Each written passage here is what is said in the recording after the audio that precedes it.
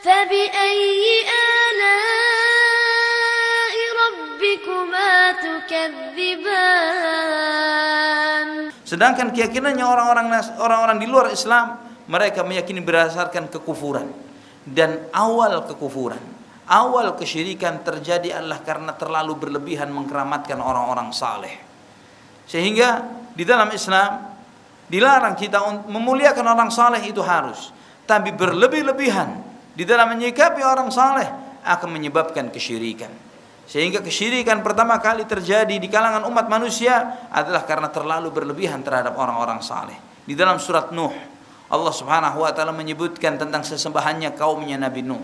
Wa qalu la tadharunna alihatakum wa la tadharunna wadda wa la suwa'a wa la yaghutha wa ya'uq wa nasra. Mereka berkata, janganlah kalian tinggalkan sesembahan-sesembahan kalian. Janganlah kalian tinggalkan Wad, Suwa', Yaghuth, Ya'uq dan Nasr. Disebutkan oleh Ibnu Abbas radhiyallahu anhuma dalam Sahih Bukhari, siapa itu Wad, Suwa', Yaghuth, Ya'uq dan Nasr? Mereka adalah orang-orang saleh yang hidup di kaumnya Nabi Nuh. Ketika mereka hidup, mereka dikenal akan kesalehannya. Ketika mereka meninggal dunia, umatnya merasa kehilangan, maka mereka mulai membangunkan prasasti, mulai membangunkan patung, bukan tujuan untuk ibadah, untuk mengenang kesalehan mereka. Karena di saat itu masih tidak disembah.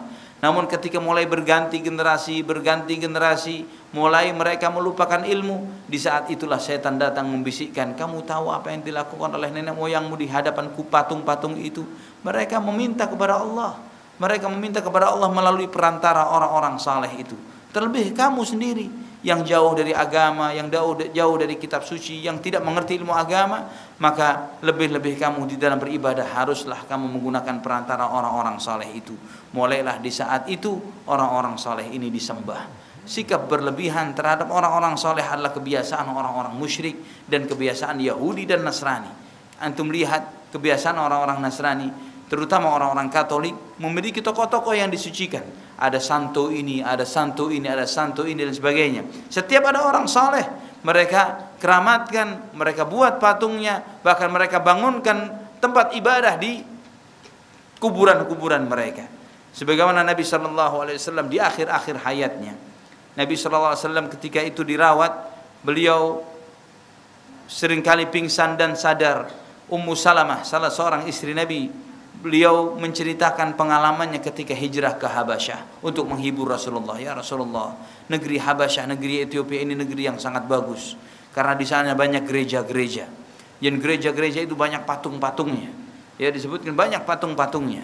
Nabi SAW ketika itu menutup wajahnya dengan kain dan beliau membuka kain dari wajahnya. Beliau berkata, ulaika idza mata fihim rajulun aw 'abdun salih banau ala qabrihi masjidah.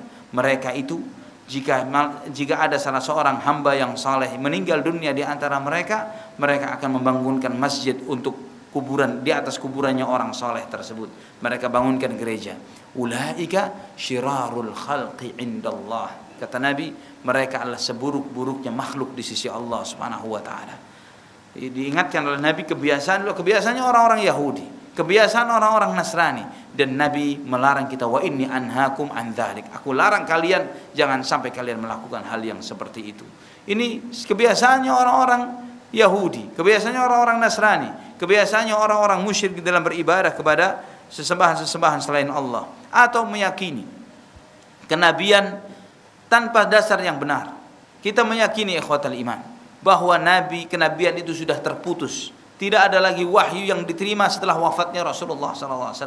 Maka sebagian umat Islam ada yang meyakini bahwa sesudah Rasulullah wafat, ada yang meyakini ada yang menerima wahyu. Sehingga di semakin hari semakin muncul kesesatan-kesesatan baru. Ada yang mengatakan dia bertemu dengan malaikat Jibril, ada yang mengatakan menerima wahyu seperti ini, wangsit seperti itu, dan yang lain sebagainya. Sehingga muncullah pemahaman-pemahaman menyimpang dan sesat di kalangan umat Islam karena keyakinan yang salah seperti keyakinan yang terjadi di kalangan Yahudi dan Nasrani. Orang-orang Nasrani sampai hari ini meyakini bahwa Roh Kudus itu kadang berbisik ke dalam hati mereka. Ya, sampai hari ini mereka meyakini seperti itu, dan kita tidak perlu seperti itu. Kalau ditanya kenapa kita tidak perlu, karena kitab suci kita sudah sempurna, agama kita sempurna, jadi tidak perlu lagi tambahan wahyu. beda dengan agama mereka yang penuh dengan kekurangan dan perlu diupdate, perlu direvisi dan seterusnya. Agama Islam telah disempurnakan oleh Allah Subhanahu wa taala. Pertama di dalam hal akidah.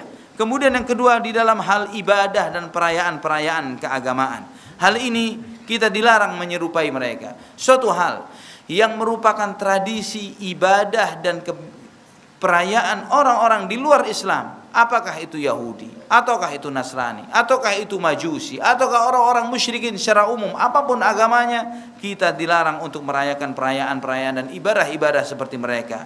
Perayaan-perayaan itu dilarang oleh Allah Subhanahu wa taala dan Rasulnya, sampai Nabi SAW mengancam, man tasyabbaha biqaumin fahuwa minhum. Barang siapa menyerupai suatu kaum, maka dia termasuk dari golongan itu.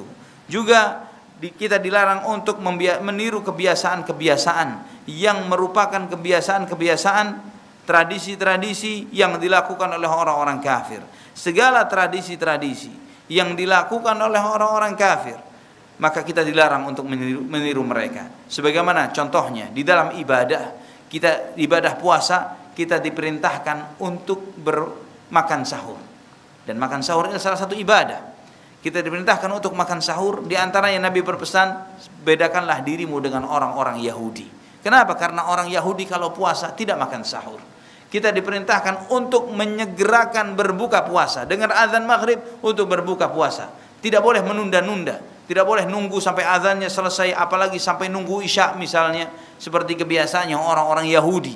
Nabi mengatakan itu kebiasaannya Yahudi. Namun sebagian umat Islam meniru gaya hidupnya orang-orang Yahudi, itu orang-orang Syiah Rafidah. Orang Syiah meniru gaya hidupnya Yahudi. Ketika mereka puasa, mereka tidak berbuka kecuali mereka melihat bintang. Ikhwatal iman rahimani wa rahimakumullah. Demikian pula dengan gaya tradisi misalnya berpakaian. Jika ada misalnya orang-orang Nasrani memiliki kebiasaan berpakaian misalnya memakai salib, atau Yahudi dengan bintang Daudnya, atau hal-hal yang menyerupakan simbol dan tradisi orang-orang kafir dan penyembah berhala.